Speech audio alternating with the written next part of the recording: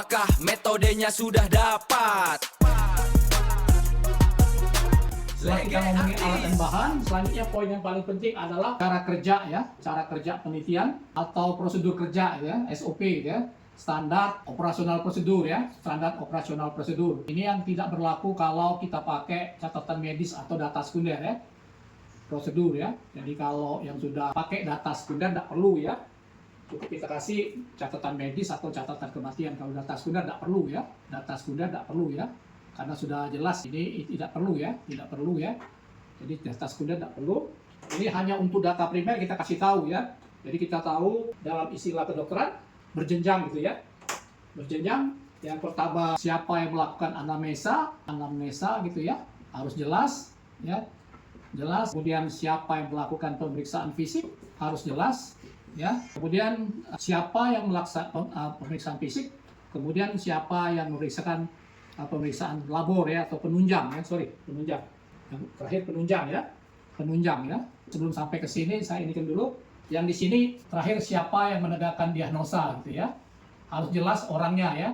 Kalau sampai tingkat residen yang sudah dianggap visible atau bisa melakukan itu yang sudah memang di standar itu dia ya. Jadi kalau residen boleh kita ngomong misalnya semester 3 semua. Ya, semester 3 semua itu harus jelas gitu ya. Jadi yang memang sudah, bukan terkalibrasi, kualifikasinya sudah di situ ya. Kualifikasinya ya, Tidak kata-kata yang kurang tepat. Ya, kualifikasi ya. Nah, kalau penelitian penunjang ya, kalau penelitian penunjang ya, pemeriksaan penunjang, kalau pemeriksaan labor ya, yang kita harus pastikan laboratorium ini yang juga terakreditasi gitu ya. Terakreditasi yang sekarang kan patokannya ISO gitu ya, terakreditasi ya. Jadi kalau dia misal contoh pemeriksaan darah, ini jelas ya, harus ya siapa yang mengambil ya, siapa yang melakukan. Nah, yang jadi masalah adalah kalau ini dikirim ke labor ya, dari satu rumah sakit dikirim ke labor ya. Nah, ini harus dijelaskan cara pengirimannya bagaimana, pengepakannya bagaimana, ini harus dijelaskan ya. Cara delivery-nya bagaimana ya, sistemnya bagaimana ya, apalagi kalau tidak satu kota ya. Ini harus jelas ya, pengepakannya bagaimana, kapan diambil. Kalau darah kan harus ingat ya, kapan diambil ya. Terutama misalnya untuk pemeriksaan tertentu, kortisol misalnya, itu kita tahu harus waktu pajar gitu ya. Jadi siapa yang mengambil ini harus jelas. Delivery-nya ya, siapa gitu ya, di laboratorium mana, dari rumah sakit mana, dikirim ke mana, ini harus jelas ya. Dan yang labornya ini harus sudah jelas, yang tadi terakreditasi ya. Jadi ini harus poinnya jelas, prosedur kerjanya siapa yang melakukan ya, supaya jangan sampai terjadi yang disebut bias pengukuran ya. Jadi pemeriksaan ini akan mempengaruhi namanya measurement bias ya, measurement bias atau yang disebut bias pengukuran ya. Itu contoh gitu ya. Begitu juga pemeriksaan yang lain, misalnya pemeriksaan lain ya, misalnya ronsen, USG ataupun yang lain ya, di mana tempatnya ya yang harus terakreditasi ya, siapa yang membaca itu harus dijelaskan gitu ya, pemeriksaan lengkap gitu ya. Dan terakhir mungkin pemeriksaan yang bertingkat, yang sekarang lagi musim adalah pemeriksaan histopatologi, dan satu lagi yang paling penting adalah pemeriksaan molekuler ya, di mana gitu ya. Nah, ini harus jelas semuanya prosedur kerjanya ya.